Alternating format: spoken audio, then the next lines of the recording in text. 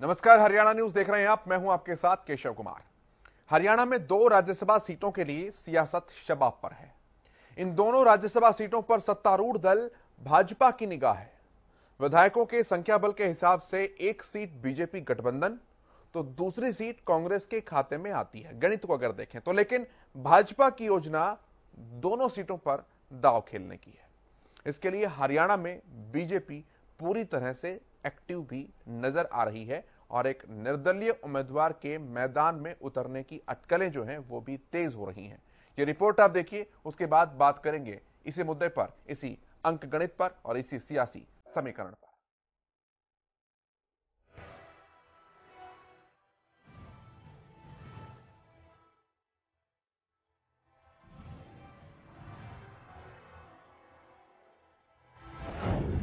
कांग्रेसी खेमे में सेंधमारी का खतरा बढ़ा। फिर चर्चा में हरियाणा स्याही चेंज कांड। खेला करने की तैयारी में निर्दलीय उम्मीदवार बिगाड़ेगा समीकरण। हरियाणा की दोनों राज्यसभा सीटों पर सत्तारूढ़ दल बीजेपी की निगाह है। विधायकों के संख्या बल के हिसाब से एक सीट बीजेपी गठबंधन तो दूसरी सीट कांग्रेस के खाते में आती है।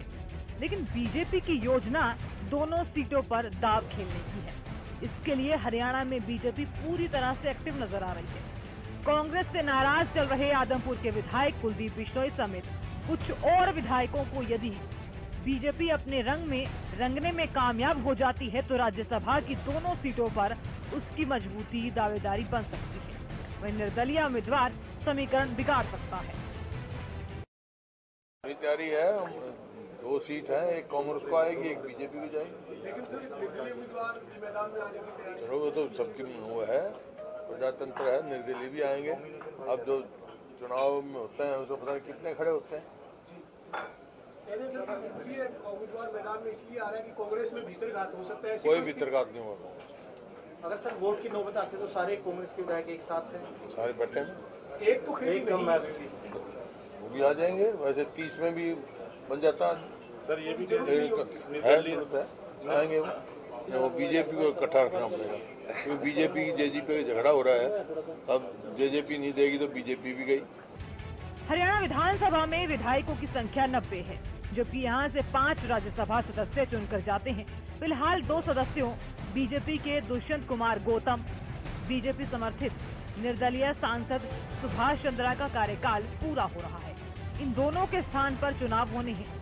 जबकि 3 राज्यसभा सदस्यों कांग्रेस के दीपेंद्र सिंह हुड्डा, बीजेपी के डीपी वत्स, बीजेपी के ही रामचंद्र जांगड़ा का कार्यकाल अभी बाकी है। राज्यसभा में हर राज्य का कोटा फिक्स है। इनमें से 1/3 सीटों पर हर 2 साल में चुनाव होते हैं। पूरे देश में सबसे अधिक 31 राज्यसभा सीटें यूपी में हैं। लोकसभा सांसद चुनने के लिए जनता सीधे वोट डालती है, मगर राज्यसभा सदस्य का चुनाव डायरेक्ट नहीं होता। आइए ग्राफिक के जरिए आपको समझाते हैं कैसे होता है राज्यसभा का चुनाव। राज्यसभा सदस्य का चुनाव डायरेक्ट नहीं होता, इसमें सिर्फ विधायक वोट डालते हैं। राज्यसभा में कुल 238 सदस्य चुने जाते हैं।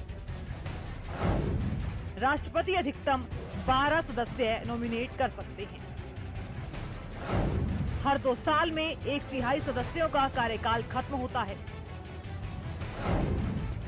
इसलिए उतनी सीटों के लिए चुनाव होते हैं। हरियाणा में 2 सीटों पर चुनाव होने हैं। राज्यसभा सदस्य का कार्यकाल 6 साल के लिए होता है।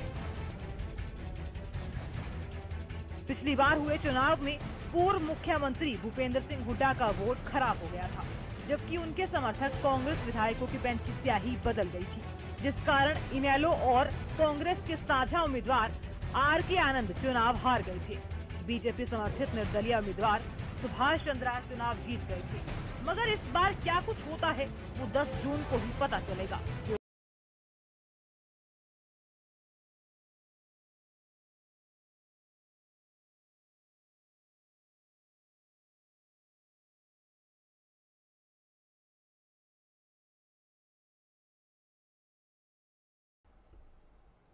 कांग्रेस उम्मीदवार अजय माकन के बाद भारतीय जनता पार्टी के उम्मीदवार कृष्णलाल पवार ने भी अपना नामांकन दाखिल कर दिया। मुख्यमंत्री मनोहर लाल भी उनके साथ मौजूद रहे। नामांकन दाखिल करने के बाद मुख्यमंत्री मनोहर लाल ने प्रेस से बात भी की। मीडिया से बातचीत में उन्होंने क्या कुछ कहा, ये आपको सुनवाते हैं। को पता है कि राज्यसभा की 2 सीटें हरियाणा में जो खाली थी, उसका आज नामांकन पत्र भरने का आखिरी दिन है। और अभी तक जो जानकारी मिली है कि यानी जो चुनाव की व्यवस्था में जो लोग लगे हैं, हमने अपने कैंडिडेट श्री कृष्ण पवार जी का फार्म भरवाया है और इसी प्रकार कांग्रेस ने भी अजय माकन उनका एक फार्म भरवाया है। अभी तक 2 फार्म भरे गए हैं। सायंकाल तक क्या और व्यवस्था बनती है उस हिसाब से पता लगेगा। अगर केवल 2 ही रह जाते हैं तब तो आगे चुनाव की कोई परिस्थिति नहीं होगी और ये एक प्रकार का चुनाव फाइनल माना जाएगा। लेकिन अगर कहीं 2 के बाद तीसरा चौथा कोई फार्म भरा जाता है तो निश्चित रूप से 10 तारीख को वोटिंग का दिन है, 10 तारीख को वोटिंग होगी। कि अगर कोई दूसरा तीसरा चौथा नामांकन भरा जाता है तो सायंकाल तक क्या व्यवस्था बनती है, उसके आधार पर ये तय किया जाएगा। इसके साथ ही कांग्रेस पार्टी भी इस बात को सुनिश्चित कर चुकी है कि एक सांसद जो है वो हमारा जीतकर बाहर आएगा। लेकिन समीकरण जो है वो अपने आप में काफी कुछ उलट पुलट होते अभी दिखाई दे रही हैं। जिस तरह से तमाम सारी गतिविधियां चल रही हैं, उसमें अभी ऐसा लग रहा है कि काफी कुछ नए मोड़ और सस्पेंस भी देखने को मिल सकते हैं। अभी एक सीधी रेखा ऐसी नहीं है जो 10 तारीख तक यूं की यूं चलती रहेगी। बहुत सारे बदलाव इसमें देखने को मिलेंगे। बात करेंगे, विश्लेषण करेंगे। रवि कालीरमन मेरे सहयोगी चंडीगढ़ से हमारे साथ जुड़ रहे हैं, लगातार नजर रखे हुए हैं बारीकी के साथ। सुशील सिंह हमारे संवाददाता न्यूज रूम से हमारे साथ जुड़ रहे हैं और प्रोफेसर विदु रावल भारतीय जनता पार्टी के प्रवक्ता हमारे साथ जुड़ रहे हैं। विदु रावल जी, सबसे पहला सवाल आपसे, मुख्यमंत्री ने भी कहा है कि सायंकाल तक क्या व्यवस्था बनती है उसके बाद तय किया जाएगा। ये 2016 का रिपीटिशन का एक बार फिर से देखने को मिल सकता है 22 में। देखिए, कुछ चीजें निश्चित हैं। पहली चीज ये निश्चित है कि भारतीय जनता पार्टी के एक उम्मीदवार जो हैं यानी कृष्ण पवार जी जो हैं, वो राज्यसभा के सांसद बनने की कगार पर खड़े हैं, वो जीत जाएंगे। दूसरी बात ये निश्चित है कि अगर तीसरा या चौथा कोई कैंडिडेट रहता है तो खेल कांग्रेस का बिगड़ने वाला है। और मैं तो यहां पर भी एक बात और ज्यादा आगे बढ़कर कहूंगा कि अगर कोई तीसरा उम्मीदवार आता है तो मुझे नहीं लगता कि कांग्रेस का उम्मीदवार जो है वो राज्यसभा का मुंह देख पाएगा।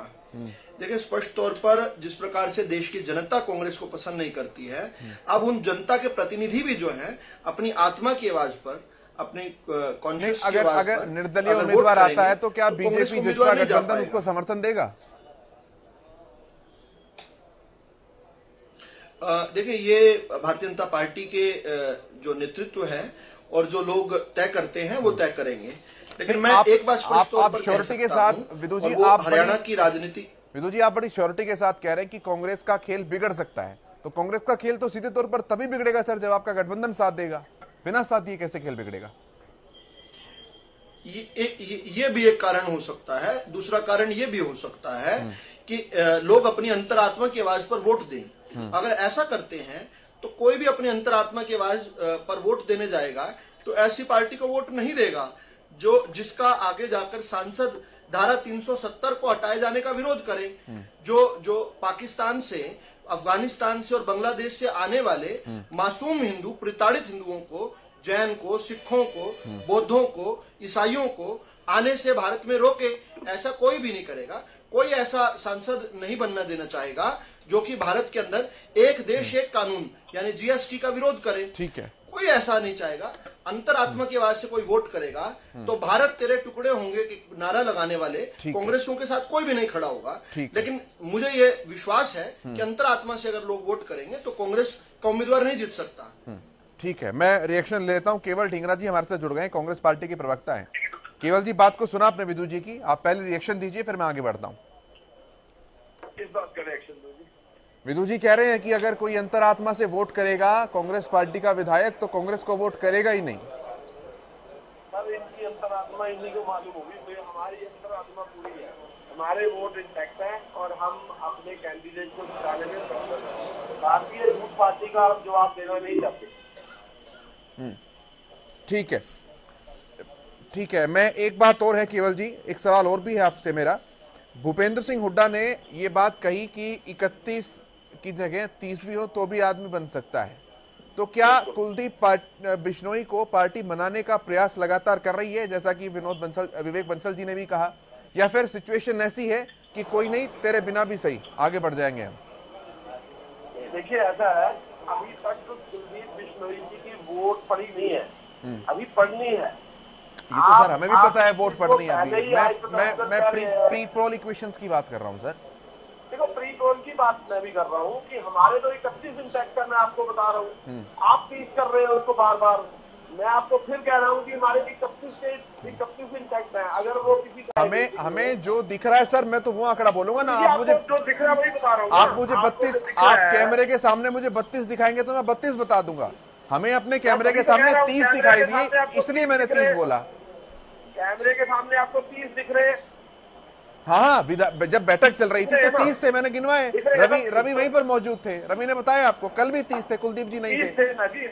हम रवि को बुला लिएंगे, दोबारा फिर 30 देखना चाहेंगे तो दिखा देंगे, सुनिए।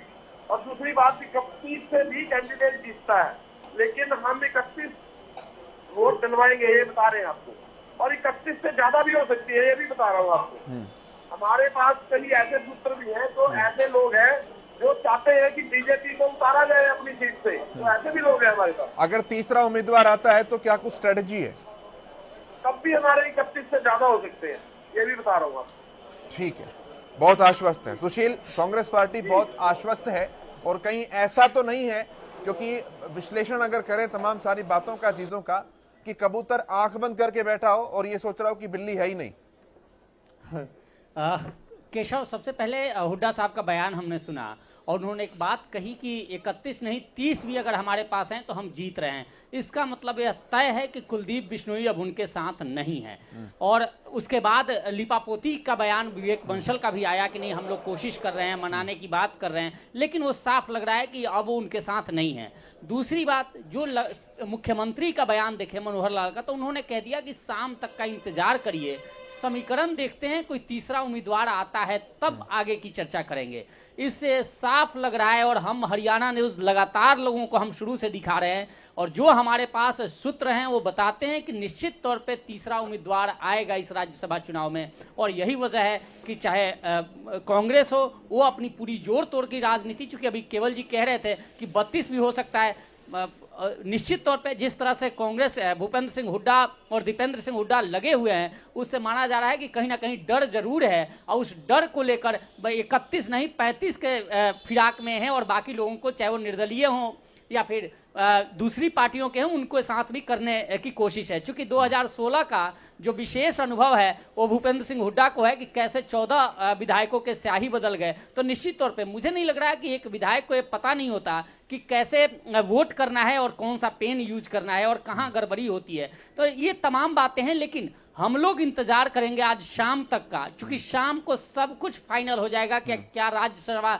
चुनाव में मतदान होगा या नहीं होगा। अगर 2 ही कैंडिडेट बचते हैं तो मतदान की आवश्यकता नहीं पड़ेगी, और अगर तीसरा कैंडिडेट आता है तो निश्चित तौर पे घमासान होगा, और वो घमासान जिसमें जोर तोड़ समेत राजनीति में एक हॉर्स ट्रेडिंग शब्द यूज करते हैं, निश्चित तौर पे उसका खुला खेल देखने को मिलेगा हरियाणा में। ठीक है, मैं जवाब लूंगा, उससे पहले एक बार रवि कालीरमन के पास में आ रहा हूं। रवि, तीसरे उम्मीदवार को लेकर क्या कुछ हलचल है चंडीगढ़ में फिलहाल? बिल्कुल केशव, जो बताया जा रहा है तीसरे उम्मीदवार को लेकर कार्तिकेय शर्मा हैं जो विनोद शर्मा के बेटे हैं, और वो कुछ ही देर बाद जो है वो विधानसभा पहुंच सकते हैं, ऐसी आशंका जताई जा रही है। तमाम लोग जो हैं उनका इंतजार कर रहे हैं कि 3 बजे तक का जो है नॉमिनेशन का समय रखा गया है। 3 बजे से पहले जो कार्तिकेय शर्मा हैं यहाँ आकर नॉमिनेशन करते हैं तो निश्चित तौर पर जो है फाइट जो है वो ट्रायंगुलर हो जाएगी, और ट्रायंगुलर फाइट में कहीं ना कहीं बात करें कांग्रेस को, तो कांग्रेस को इसका खामियाजा भुगतना पड़ सकता है, कांग्रेस को इसका नुकसान हो सकता है। क्योंकि लगातार जिस प्रकार से भूपेंद्र सिंह हुड्डा ने ये कहा कि 31 की जगह अगर 30 भी आते हैं तो हमारा काम चल सकता है, तो कहीं ना कहीं देखने वाली बात ये होगी वो 30 भी खरे उतरते हैं या नहीं उतरते, या भारतीय जनता पार्टी की तरफ से उनको कोई सपोर्ट करता है या कांग्रेस की तरफ से भारतीय जनता पार्टी को सपोर्ट करता है। ये भविष्य के गर्भ में छिपा है, अभी इस पर जो है चर्चा नहीं की जा सकती कौन किसके पक्ष में जाएगा, लेकिन ये तय है कि जिस हिसाब से माना जा रहा है 2016 का। अगर अंदरूनी जानकारी कुछ उसके लिहाज से आप बता पाए तो तीसरा उम्मीदवार यानी कि कार्तिकेय शर्मा आ रहे हैं या फिर उन्हें लाया जा रहा है? देखिए, राजनीति में कुछ भी संभव है केशव। वो आ रहे हैं या उन्हें लाया जा रहा है, कहीं ना कहीं अगर वो आ भी रहे हैं तो उनकी बातचीत तमाम जो लोग हैं उनसे हुई है, चाहे सरकार के सत्ता पक्ष के जो लोग हैं उनसे हुई है या फिर विपक्ष के लोग हैं, निर्दलीय विधायक हैं, उनसे हुई है। कहीं ना कहीं वो अपने समीकरण बिठाकर आ रहे हैं। ऐसी जो कहीं ना कहीं जिस प्रकार से कार्तिकेय शर्मा ने नॉमिनेशन फाइल करने की जो बात कही जा रही है वो आ रहे हैं, तो ऐसे में कहीं ना कहीं तमाम जो निर्दलीय विधायक उनसे संपर्क साधा गया है।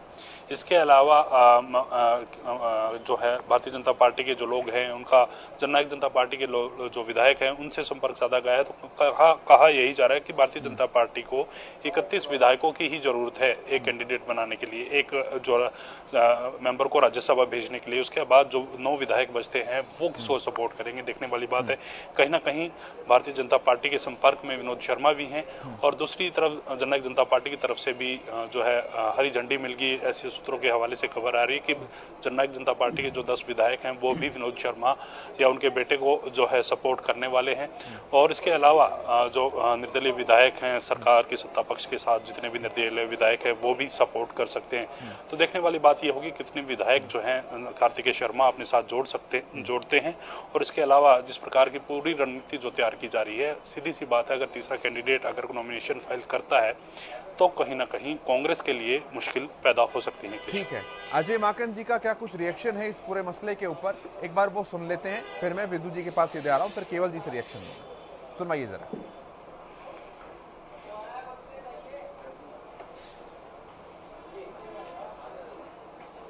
हम लोगों को कोई चिंता नहीं।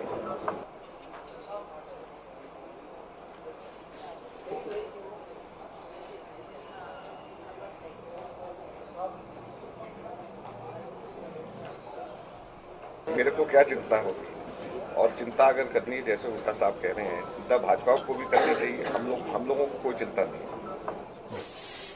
तो अजय माकन जी कह रहे हैं हमें इस बारे में सोचने की कोई जरूरत नहीं है, हमें कोई चिंता नहीं है। विदु जी, मेरा सवाल आपसे है, कहते हैं कि इलेक्टोरल पॉलिटिक्स के अंदर फिगर्स ही सब कुछ होती हैं। फिगर्स निश्चित तौर पर अभी जो दिख रही हैं विधानसभा की वो आपके पक्ष में है, लेकिन जैसा मैंने सवाल किया, रवि भी जिक्र कर रहे हैं कि तीसरे उम्मीदवार का आना या उसे लेकर आना, दोनों ही परिस्थितियों के अंदर वो भी अपनी फिगर्स को देखकर ही आ रहा होगा। मुंह उठाकर कोई भी किसी भी तरह की राजनीति में या इलेक्टोरल पॉलिटिक्स के अंदर नहीं आता है। तो तीसरे उम्मीदवार को लेकर सवाल मैं पहले भी हालांकि कर चुका हूं, फिगर्स कार्तिकेय शर्मा देखकर तो आ रहे हैं सर, तो बात तो कुछ ना कुछ पहले चल रही है। देखिए, मुझे बातचीत क्या चल रही है इसकी जानकारी नहीं है। भारतीय जनता पार्टी के आधिकारिक प्रवक्ता होने के बावजूद भी मुझे अभी तक इसका कोई जानकारी नहीं है। ये मैं बड़ी ईमानदारी के साथ आपके चैनल पर कह सकता हूं। लेकिन एक बात जो और मैं पक्का कह सकता हूं कि तीसरे उम्मीदवार का आने का मतलब सीधा सीधा होता है कि कांग्रेस की लुटिया डूब जाना। कांग्रेस का कोई उम्मीदवार नहीं जीत सकता अगर तीसरा उम्मीदवार आ जाएगा तो, और इसलिए नहीं जीत सकता क्योंकि विधायक अपनी अंतरात्मा की आवाज पर वोट करेंगे। नहीं, हुड्डा साहब कह रहे थे 2 आए से 4 आए, हम तो जीतेंगे। उनको कतई गवारा। देखिए, हुड्डा साहब बहुत सीनियर व्यक्ति हैं और हरियाणा के माननीय मुख्यमंत्री रहे हैं, मैं बड़ा सम्मान करता हूं। लेकिन एक अंग्रेजी में कहावत है, there is a thin line that separates bravery from stupidity. हम जानते हैं कि किस प्रकार का कांग्रेस के अंदर पहले कांग्रेस का जो फुट इन द माउथ जो करेक्टर रहा है, बार बार ये कहते हैं और उसके बाद फिर पूरा नहीं कर पाते हैं, फिर शक्ल नहीं दिखा पाते हैं, फिर बिना जो है माफी मांगे दोबारा आ जाते हैं कहने के लिए कुछ। तो कुल मिलाकर हुड्डा साहब की बात पर बहुत ज्यादा नहीं कहूंगा, लेकिन पहले भी ऐसा हो चुका है। पहले भी इससे ज्यादा। जी, आपकी आवाज मेरी आवाज आ रही है आपके पास? बोलिए बोलिए। मेरी आवाज सुन पा रहे? जी, मैं इतना ही कहना चाहता हूं आपसे कि पहले भी 2016 में भी हमने देखा था कि उस समय भी कांग्रेस पार्टी के जो नेता थे बहुत कॉन्फिडेंट थे, और उसके बाद हमने देखा कि किस प्रकार से वो बड़े बेआबरू होकर तेरे कूचे से रुखसत हुए। ये सारी चीजें हमने देखी हुई हैं, लेकिन समय की बात है, समय दोबारा बदला है और सुशील वैसे एक बात है, दोबारा दोहराएगी या नहीं, एक बात जरूर है। मैं आता हूं सर आपके पास, केवल जी से भी रिएक्शन लूंगा। एक बात तो जरूर है सुशील, टैग भले ही दुष्यंत कुमार गौतम के ऊपर भी भारी का था, लेकिन एक तो कृष्णलाल पवार को हरियाणा की जमीन से ही लेकर आकर वो भारी वाला टैक्स जो है बीजेपी ने उसको भी ठीक कर दिया बिल्कुल। दूसरी बात ये कि अनुसूचित जाति का जो इक्वेशन बना हुआ था वो किसी भी तरह से डिसबैलेंस या डिस्टर्ब नहीं होने दिया है। निश्चित तौर पर देखिए केशव, जो चयन प्रक्रिया है बीजेपी का निश्चित तौर पे काबिले तारीफ है। और यही वजह है कि एक तरफ जब कांग्रेस ने एससी कैटेगरी से उदय भान जी को लाया और लाकर प्रदेश अध्यक्ष बनाया गया, तो निश्चित तौर पे कहीं ना कहीं देखा जा रहा था कि बीजेपी जिस पर राजनीति करती है और जिसको लेकर राजनीतिक संगठन मजबूत करने की कोशिश करती है, कहीं ना कहीं कांग्रेस ने वही दाव खेला है इस बार और नए तरीके से। चूंकि इससे पहले भी अशोक तंवर और कुमारी सैलजा रही हैं, लेकिन उदय भान अलग है, बिल्कुल अलग है। और उदय भान की का कंपेयर अगर मैं करूं तो फूलचंद मुलाना से करूंगा कि किस तरह से उस वक्त के हालात थे। क्योंकि उस वक्त मैंने रिपोर्टिंग की है और मुझे पता है वही हालात यहां हैं। और अभी भी अब जब बीजेपी ने एक कार्ड खेला कृष्णलाल पवार का, निश्चित तौर पे कल भी आरोप लग रहे थे कि आयातित है, आईएनएलडी से आयात किया गया था, यानी आईएनएलडी से आए थे यहाँ बीजेपी में, लेकिन 2014 से पहले आए थे। तो निश्चित तौर पे एक लंबा समय होता है और बीजेपी में टिके हैं। इनके सहारे निश्चित तौर पे उन प्रदेश के एससी वोट्स पर कहीं ना कहीं बीजेपी ने डोरे डाले हैं। दूसरी तरफ देखिए कि हरियाणा के मिट्टी से निश्चित तौर पर जो भी विधायक विधु रावल जी कह रहे थे कि अंतरात्मा जिनकी मानेगी, और कई बयान हमने भी अपने चैनल पे सुने कि किस तरह से फरीदाबाद के विधायक कह रहे हैं कि अगर हरियाणा का होता तो अच्छा होता। लेकिन एक चीज भूलना नहीं चाहिए कि जो अभी हुड्डा साहब लगातार कह रहे हैं कि हम जिता लेंगे अपने प्रत्याशी को, कहीं ना कहीं मजबूत दिख रहे हैं, तो अभी यह माना जा रहा है कि शाम तक का वक्त है, कुछ भी हो सकता है। तीसरा कैंडिडेट हम लोग लगातार चला रहे हैं कि सोर्सेज हैं हमारे पास आ सकते हैं, लेकिन उन हुड्डा साहब भी पूरी तरह से, चूंकि उनकी रणनीति हमने देखी है जब वो चीफ मिनिस्टर थे, या पिछली बार भी 2016 वाली रणनीति भी हमने देखी है, तो हो कुछ भी सकता है। और यही वजह है। आपने जिक्र किया नीरज शर्मा का, मैं रवि के पास आता हूं क्योंकि रवि ही उस दौरान बात कर रहे थे सीधे नीरज शर्मा से। रवि, वो व्यक्तिगत राय वाला जो बिंदु था, पॉइंट था, केवल नीरज शर्मा का ही था या और भी ऐसे विधायक हैं जो कि आला कमान के हिसाब से राय दूसरी रखते हैं, लेकिन जब निजी राय की बात आती है तो ये मानते हैं कि घर का होता तो बात अच्छी थी? बिल्कुल केशव, नीरज शर्मा ने साफ तौर पे कहा, और इसके साथ साथ शमशेर गोगी जो विधायक हैं कांग्रेस के, उनकी तरफ से भी यही कहा गया है कि अगर घर का होता, अपने हरियाणा से होता तो बेहतर होता। तो ऐसे में कहीं ना कहीं दबे सवर में ही सही ये तमाम जो लोग हैं कुछ ना कुछ, जिस प्रकार से रणदीप सिंह सुरजेवाला को राजस्थान भेजा गया है और अजय माकन को यहाँ से उतारा गया है, तो कहीं ना कहीं उनकी तरफ से ये भी कहा गया है कि जो तमाम जो लीडर्स हैं, जो हरियाणा के जो विधायक हैं, कांग्रेस के विधायक जो हैं, वो कहीं ना कहीं एकजुट नजर आते हैं। लेकिन कहीं ना कहीं ये जो राय उनकी आना कि हरियाणा का होता तो बेहतर होता, तो कहीं ना कहीं कांग्रेस के लिए इसमें थोड़ी सी मुश्किल पैदा करने वाली चीजें हैं। कहीं ना कहीं उनका मन जो है वो बदल सकता है। कहीं ना कहीं वो एक निजी राय के तौर पे ही सही, कहीं ना कहीं ये सोचते हैं कि हरियाणा से अगर कोई कैंडिडेट होता तो कहीं ना कहीं उनके लिए बेहतर होता, हरियाणा के लिए बेहतर होता। शमशेर सिंह गोगी और नीरज शर्मा दो ऐसे विधायक हैं जिन्होंने आज खुले तौर पर हरियाणा, जिस तरह से राय निजी है उस तरह से वोट डालने का अधिकार भी निजी होता है विधायकों का। तो ये वोटिंग पॉलिटिक्स के अंदर किस तरह से अलग चीजें बन सकती है बिना व्हीप जारी किए। एक बार नीरज शर्मा का बयान सुन लेते हैं, फिर मैं इसकी रिएक्शन लूंगा केवल ढींगरा जी के साथ। जरा बयान सुनवाइए नीरज शर्मा जी का, जब रवि बात कर रहे तो क्या कुछ उन्होंने कहा था। निजी राय तो ये कि देखिए, स्टेट का आदमी स्टेट से आए तो थोड़ा ज्यादा अच्छा रहता है, क्योंकि उसको स्टेट के बारे में ज्यादा पता होता है। बात रणदीप जी की नहीं है कोई भी, पर अब ये पार्टी का डिसीजन है, बड़े लोगों का डिसीजन है। अब इसके बारे में हम क्या कह सकते हैं, तरह से विधायक हैं, पर जो भी व्यक्ति अपने स्टेट से आए, स्टेट की ज्यादा जानकारी रखता है, स्टेट के प्रति ज्यादा जवाबदेही होती है। अब बाहरी व्यक्ति तो बाहरी होता है, बाहरी व्यक्ति तो बाहरी ही होता है। मैं आपकी रिएक्शन चाहूंगा इस बात के ऊपर, ढींगरा साहब। जी, नीरज जी कह रहे हैं भारी व्यक्ति तो बाहरी ही होता है, और ना केवल नीरज जी, शमशेर गोगी ने भी ऐसा ही कहा है, और तमाम विधायक ऐसे हैं पार्टी के अंदर जो अब भी ये सोच रहे हैं कि बाहरी तो बाहरी ही होता है। हालांकि उनकी निजी राय है, लेकिन राइट टू वोट भी किसी भी विधायक का वो भी निजी अधिकार होता है। जी जी जी हाँ। जी जी, लेकिन हमारे साथ सभी इंटैक्ट है, सभी अजय माकन जी को जिताने का काम करेंगे। बहुत ज्यादा आश्वस्त है केवल जी आप। जी बिल्कुल हूँ। या तो कुछ छिपा रहे हैं या फिर सब कुछ ही सेट किया हुआ है अरे पहले। भाई साहब कमाल करते हो अब आपको इसमें भी वो नजर आ रही है। आप बीजेपी से पूछ लीजिए कि हमारे मैं तो आपको स्पष्टीकरण का मौका दे रहा हूँ। आप केवल जी इतने नाराज क्यों हो रहे हैं आप सवाल पूछने के ऊपर? इसलिए हो रहा हूँ कि आप लोग, एक मिनट, मैं इसलिए केशव जी आपसे नाराज हो रहा हूँ। आप बात समझ नहीं रहे हैं। एक बार भी सवाल का जवाब वही होता है, दूसरी बार भी वही होता है, फिर आप बीजेपी के मुंह में डाल देते हैं कांग्रेस के कैंडिडेट। ऐसे थोड़ी होता। मैं आपको बोल रहा हूँ या तो कांग्रेस मैं सवाल पूछने वाला हूँ, जब तक मेरा जवाब क्लियर नहीं होगा मैं तो पूछूंगा सर। आपका जवाब क्लियर नहीं होगा तो मैं आपके जवाब को ही क्लियर कर रहा था। लेकिन आप उसमें दूसरी चीज मत डाले, इन बीजेपी के बयानों को मुंह में ना डाले। जो देखिए, जहां तक उन्होंने बात कही, उन्होंने कहा मेरी ये निजी राय हो सकती है लेकिन मेरी कांग्रेस की राय नहीं है। आप फिर बात वही तो मैं कह रहा हूँ सर, वोट डालना भी तो निजी राय होता है विधायकों का। बिल्कुल होता है, बट उन्होंने ये नहीं कहा। ये हाँ, तो वहां गड़बड़ हो गई तो कौन संभालेगा? जो हाईकमान ने, भाई एक मिनट, आपके रवि जी ने जो जब सवाल पूछा था तो उन्होंने कहा था कि हमारे सभी आदमी अजय माकन जी को जिता रहे हैं। वो क्यों नहीं वर्ड सुना आपने? नहीं, बिल्कुल सुना मैंने। क्यों नहीं सुन रहे आप? बिल्कुल सुना मैंने। नहीं सुन रहे ना, मैं बिल्कुल सुन रहा हूँ बाबू जी, मैं बिल्कुल सुन रहा हूँ। मैं तो दोनों तरफ की बातें कर रहा हूँ केवल जी। उन्होंने ये भी कहा था कि ये मेरी निजी राय। आपने इस बात को प्रमुखता रूप से उठाया, लेकिन जो उन्होंने ये कहा कि मैं क्या प्रमुख रूप से उठाया? अरे केवल जी कमाल कर रहे हैं आप। क्या प्रमुख रूप से उठाया मैंने? आपने डिबेट की आखिरी मिनट पर बाइट सुनवाई है और आप कह रहे हैं प्रमुख रूप से उठाया। मैं पिछली बाइट में भी आपके साथ था, उसकी बात कर रहा हूँ मैं। वो तो लाइव बोला था उन्होंने। जब जो अच्छा वो बोल दे और हम सुने बिना। लेकिन उन्होंने साथ में ये भी कहा, एक मिनट सुन लीजिए ना, उन्होंने साथ में ये भी कहा कि हमारी वोट अजय माकन जी को है। ये भी सुन लीजिए, उसमें ये भी कहा है। बिल्कुल तो उसकी वोट तो अजय माकन जी को है ना। तो फिर इसमें क्या दिक्कत है? नहीं, अगर मैं सुनी बात पर भरोसा करूं तो मैं ये भी मान लूं कि कुलदीप जी साथ नहीं, क्योंकि हुड्डा साहब ने भी कहा क्योंकि 30 में भी बन जाता है। बिल्कुल बनता है 30 में। हाँ ठीक है, इसमें गलत बात क्या है? ठीक है विदु जी, फाइनल रिएक्शन लेता हूं एक।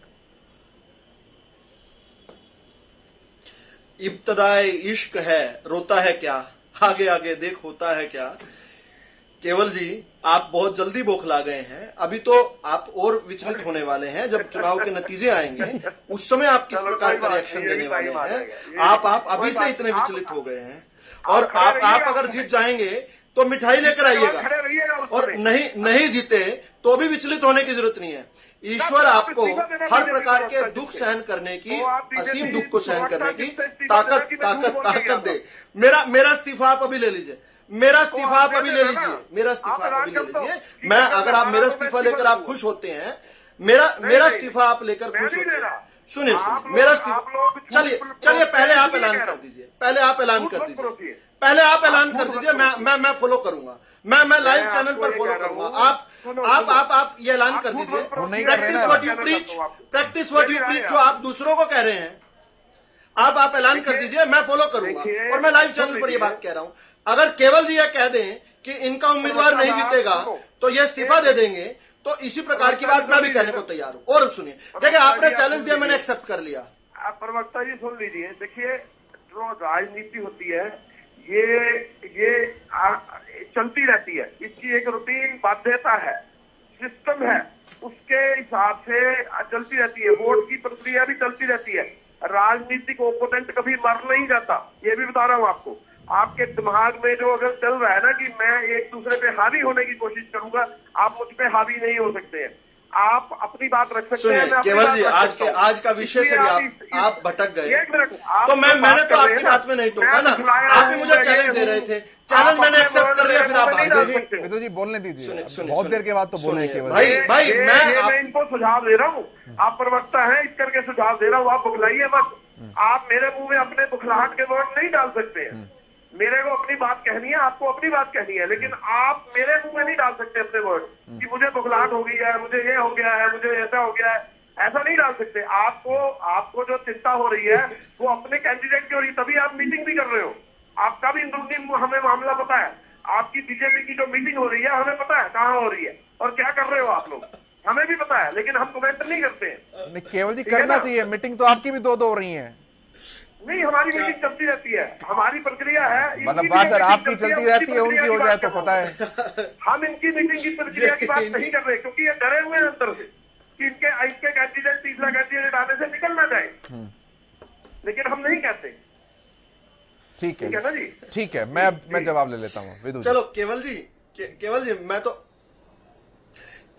तो जब आप बोलते हो तो मैं बिल्कुल नहीं बोलता हूं। जब मैं बोलता हूं तो आप बीच में बहुत छोटा सा इंटरप्शन करूंगा, अच्छी बात नहीं है विदु जी, मैं बहुत छोटा सा इंटरप्शन करूंगा रवि, क्योंकि और भी अपडेट्स के लिए आगे बढ़ना चाहते हैं। रवि, एक फाइनल कमेंट आप दीजिए, उसके बाद आप जा सकते हैं।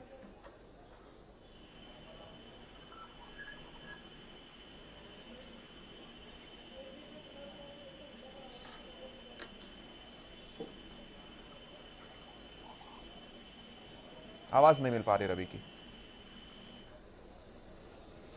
ठीक है रवि, आपकी आवाज नहीं आ पा रही है हम तक। बहुत धन्यवाद आपका ये जानकारियां साझा करने के लिए। जैसे कोई लीड अपडेट आती है मैं तुरंत आपके पास वापस आऊंगा। बहुत शुक्रिया आपका। विदु जी, रखिए अपनी बात।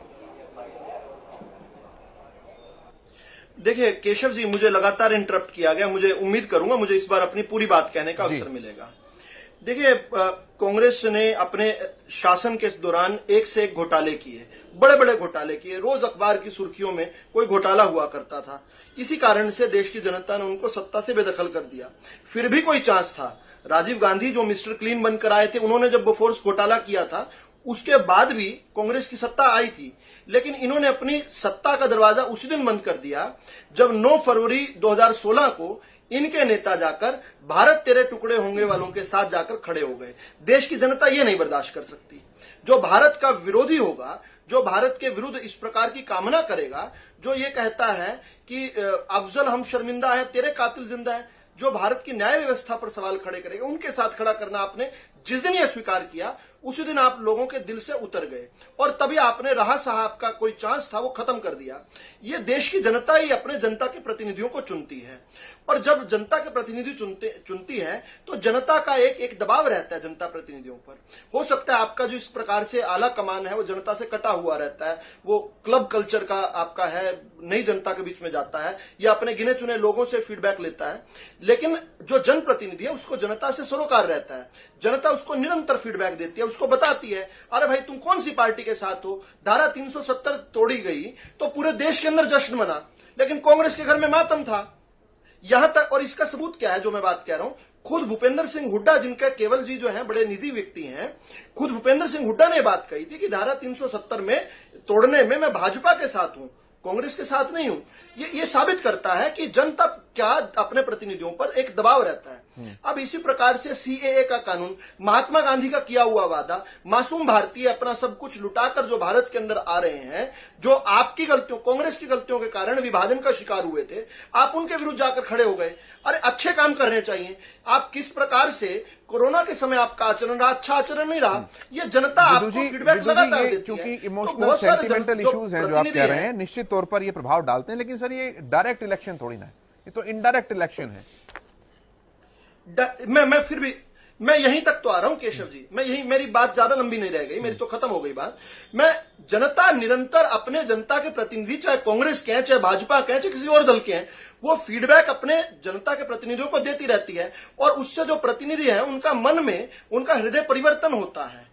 जो हमने देखा कि जिस प्रकार से मध्य प्रदेश के अंदर एक बड़ा खेमा जो है कांग्रेस को छोड़ गया, राजस्थान के अंदर बिल्कुल तैयार खड़ा है। ये कैसे होता है? ये जनता जो है, जनता का प्रेशर होता है अपने प्रतिनिधि पर। दोबारा जनता के प्रतिनिधि को जनता में आना है। राहुल गांधी की तरह अमेठी छोड़कर वायनाड थोड़ी भाग जाएगा हर कोई, तो जनता के पास आना है, तो जनता की बात सुननी पड़ती है। अब वही जनता कहती है कि कांग्रेस अच्छी पार्टी नहीं है, तो इस नाते से अंतरात्मा की बात जब भी आएगी, आप जब भी पूछ लीजिए, आप कितने भाजपा के विधायकों से निजी राय पूछ लीजिए, सार्वजनिक राय पूछ लीजिए, किसी प्रकार की राय पूछ लीजिए, रात को 100 बजे भी सोते हुए भी उठाओगे तो भी उनके मुंह से भारत माता की जय का उद्घोष निकलेगा। ये कांग्रेस के अंदर ये समस्या है। कांग्रेस वाले व्यक्ति से जब भी आप कहोगे कि अपनी निजी राय रखो, तो उनकी राय हमेशा जो है अलग मिलेगी। भाजपा के साथ ऐसा नहीं होता। केवल जी, पर मैं ये तो इतनी बात कह रहा था, केवल जी इसको ठीक लाइट में नहीं लेते हैं। ठीक है केवल जी,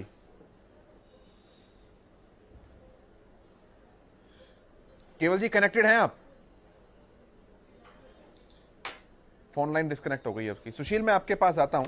तमाम सारी जो बातें कही हैं विदु रावल जी ने, लेकिन अंततः बात आकर वहीं रुक जाती है। हालांकि इंतजार अभी करना होगा, सस्पेंस बरकरार है। मुख्यमंत्री ने भी कहा है इस बात का कि तीसरा उम्मीदवार आने के बाद किस तरह से इलेक्टोरल पॉलिटिक्स जो है वो अपने आप में अब चेंज हो जाएंगे। लेकिन रवि भी इस बात का जिक्र कर रहे थे, अंदरूनी जानकारी है कि जेजेपी को इंडिकेशन इस बात का मिल चुका है कि अगर तीसरा उम्मीदवार आता है तो समर्थन उसे करना है। तो गेम इसका मतलब चल रहा है पैरेलली साथ साथ। निश्चित तौर पर देखिए, जब घोषणा हुई राज्यसभा चुनाव की उस दिन से ही हम लोग लगातार इन चीज़ों का कयास लगा रहे हैं और दिखा रहे हैं कि किस तरह से बीजेपी है जो सरप्लस एमएलएज हैं, चाहे वो जेजेपी के संयुक्त में सरकार जब है तो जेजेपी के भी हुए या निर्दलीय हुए या हलोपा के हुए या फिर जो भी 90 का सिनारियो है जो अंक गणित है उसके तहत माना जा रहा है कि अगर एमएलए सरप्लस हैं तो क्यों ना समर्थन किसी और उम्मीदवार का करें, और यह उम्मीदवार का चयन हो रहा था। अब देखिए जो हरियाणा विधानसभा की जो 90 विधानसभा सीट की अगर हम गणना करें और अभी भी अगर कार्तिकेय शर्मा उम्मीदवार बनते हैं या दूसरा कोई भी बन सकता है, क्योंकि देखिए अभी तक कंफर्मेशन नहीं है, हमारे पास सूत्र हैं, जानकारी निकल कर आ रही है कि वो बन सकते हैं, तो हम लोग भी इंतजार कर रहे हैं। लेकिन जरा अगर हम सपोज करें कि अगर वो बनकर आते हैं तो निश्चित तौर पर अंक गणित बिगड़ेगी। इसलिए बिगड़ेगी कि विनोद शर्मा का अपना एक प्रभुत्व रहा है, वो पूर्व केंद्रीय मंत्री भी रहे हैं और हरियाणा की राजनीति में उनका एक अपना प्रभुत्व है। निश्चित तौर पर वो अपने बेटे को अगर उतार रहे हैं तो कांग्रेस के भी कई ऐसे एमएलए होंगे जो उनके संपर्क में होंगे, साथ ही निर्दलीय जो हैं वो भी उनके संपर्क में होंगे। और चूंकि बीजेपी सपोर्ट करेगी तो निश्चित तौर पे बीजेपी और जेजेपी की सरकार है और निर्दलीय साथ हैं तो सारे लोग सपोर्ट में जाएंगे। चूंकि अभी जिस तरह से प्रदेश के मुख्यमंत्री के संबंध जो जिस तरह से हैं सभी निर्दलीय के साथ या जेजेपी के साथ, उससे साफ लगता है कि कोई भी व्यक्ति मनोहर लाल खट्टर के निर्देश का या फिर उनके सुझाव का सलाह का कोई अनादर नहीं करेगा, सब लोग एकजुट होंगे। अब इनकी देखिए विनोद शर्मा के जो कार्तिकेय शर्मा हैं ये आते हैं तो खुद भूपेंद्र सिंह हुड्डा के जो राइट हैंड माने जाते हैं कुलदीप शर्मा जो पूर्व विधानसभा स्पीकर भी रह चुके हैं, वो उनके सगे रिश्तेदार हैं। तो निश्चित तौर पे देखिए सगे संबंधी जरूर काम आते हैं चुनाव में, चाहे वो कोई भी चुनाव हो, चाहे वो लोकल लेवल का चुनाव हो या फिर पार्लियामेंट का चुनाव हो या राज्यसभा का हो।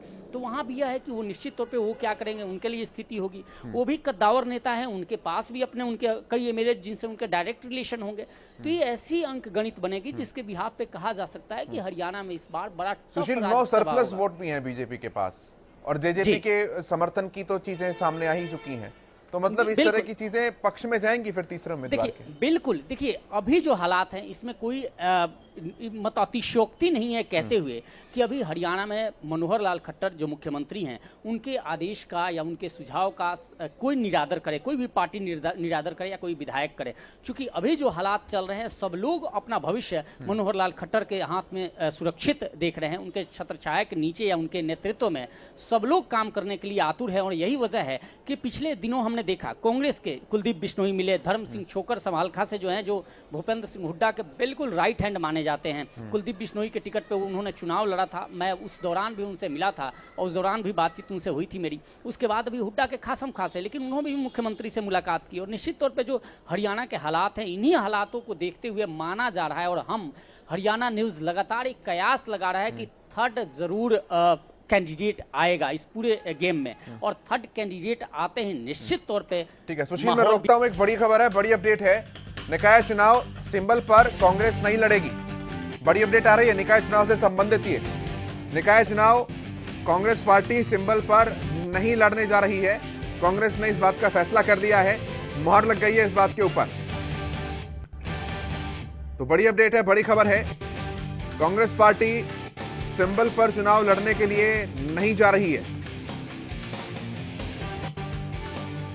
लगातार इस बात पर सस्पेंस बना हुआ था कि कांग्रेस अपना स्टैंड कब साफ करेगी। कांग्रेस पार्टी ने अपना स्टैंड एकदम साफ कर दिया है कि निकाय चुनाव कांग्रेस पार्टी सिंबल पर नहीं लड़ रही है। विदु जी, मैं आपसे रिएक्शन लेता हूं सबसे पहले इसके ऊपर। साफ कर दिया है कांग्रेस ने विदाउट सिंबल।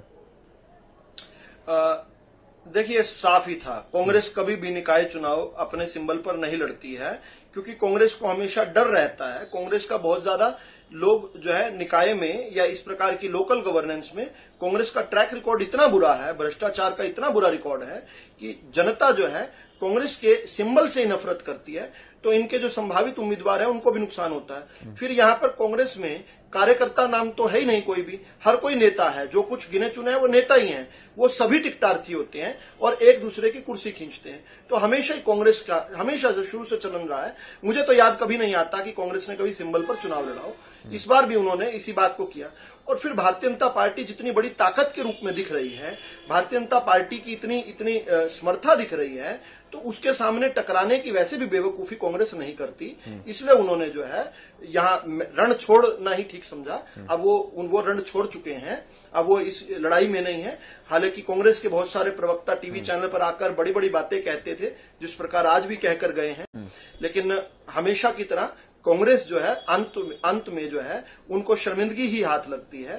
आज कांग्रेस का प्रवक्ता की ये प्रतिक्रिया जानना दिलचस्प होगा कि जो लोग यहाँ पर टीवी चैनल पर कहते थे कि निकाय चुनाव में भाजपा को टक्कर देंगे, आज तो वो मैदान ही छोड़कर भाग गए हैं। तो किस प्रकार से स्थिति रहेगी? यह भाजपा की बढ़ती हुई ताकत और जनता का भाजपा को दिया जाने वाला जो स्नेह है, प्रेम है, आशीर्वाद है, उससे डरकर जो है कांग्रेस ने वस्तु स्थिति को समय पर समझा और अपनी बेइज्जती होने से बचाने के लिए उन्होंने उम्मीदवार नहीं उतारा। एक केवल जी से और रिएक्शन ले लेता हूं इस बात के ऊपर। केवल जी, जिन्होंने देश के टुकड़े टुकड़े कर दिए, जिन्होंने अंग्रेजों के साथ मिलकर देश का यानी कांग्रेस ने यानी जवाहरलाल नेहरू की कांग्रेस ने, यानी कि जिन्होंने भारत का विभाजन किया, जवाहरलाल नेहरू जी के दस्तखत हैं।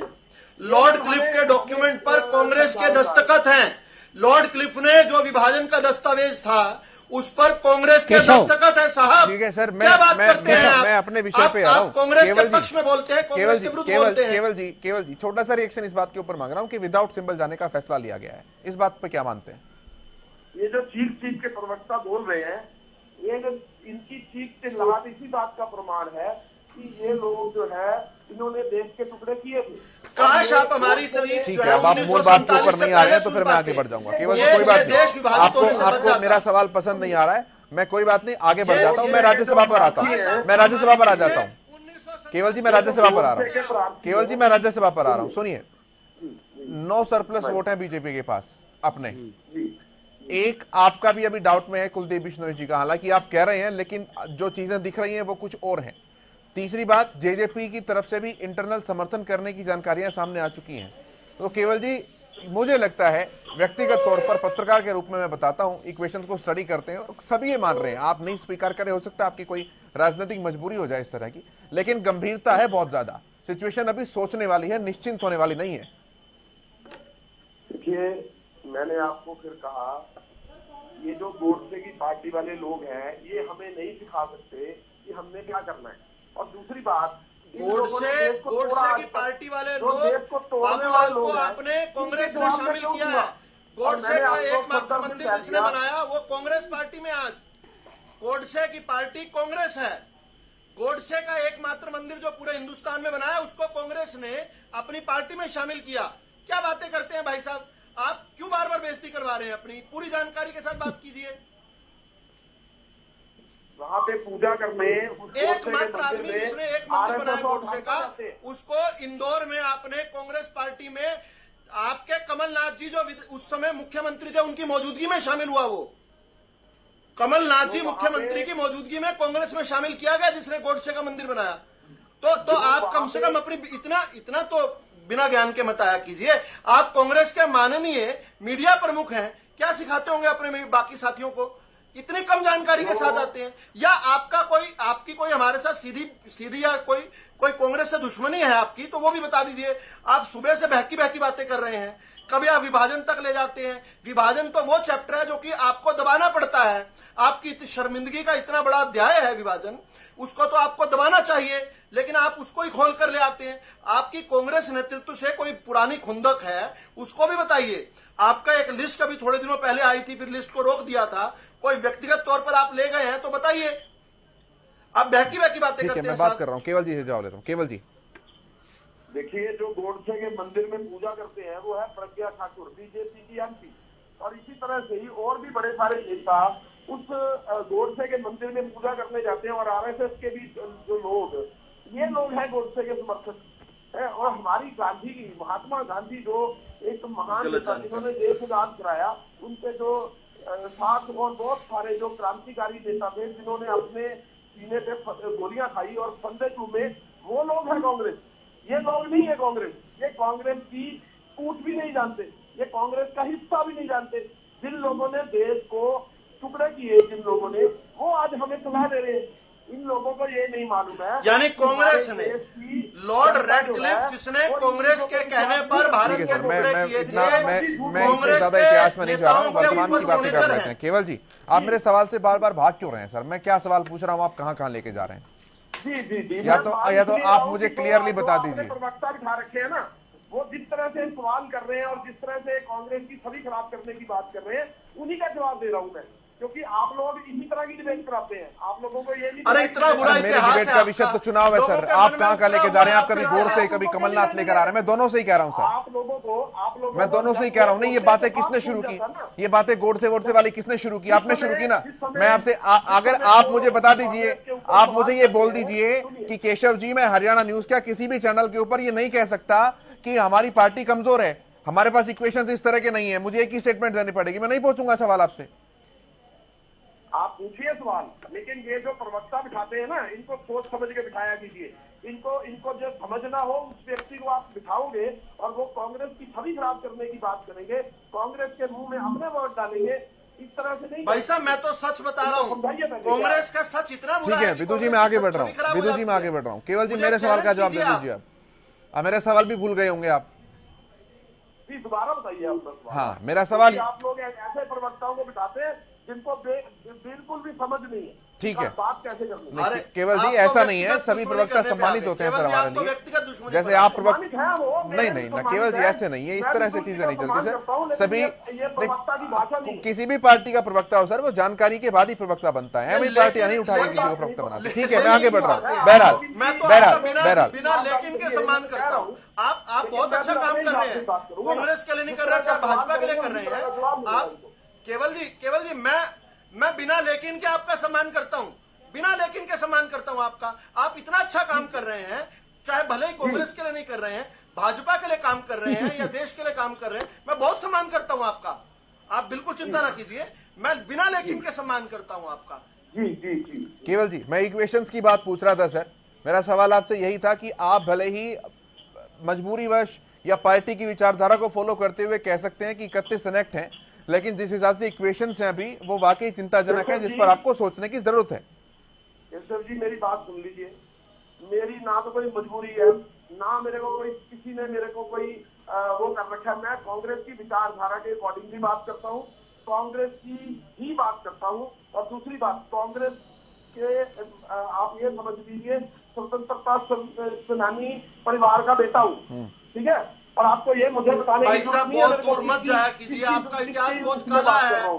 कांग्रेस, अरे सर, सभी राजनीतिक दलों की मजबूरी होती है। विदु जी की भी मजबूरी है ना, वो अभी ओपनली नहीं बोल सकते, हम समर्थन करेंगे। आप बार विदु जी ओपनली थोड़ी ना बोलेंगे इस बात को कि हम लेकर के आ रहे हैं। वो तो विश्लेषण समझदारी की बात होती है सर, सब समझते हैं। सुन लीजिए, मेरी किसी तरह की कोई मजबूरी नहीं है। मेरे दादा स्वतंत्रता सेनानी थे। केवल जी, आप सभी बातों को अपने ऊपर क्यों ले जाते हैं सर? और मुझे सब मालूम है कांग्रेस क्या है और बीजेपी क्या है, मुझे जानकारी है, इसीलिए मैं जानकारी इनकी दे रहा हूँ। केवल जी, मेरे भी सगे पर बाबा जो थे स्वतंत्रता सेनानी थे, मेरे सगे पर बाबा जो थे स्वतंत्रता सेनानी थे।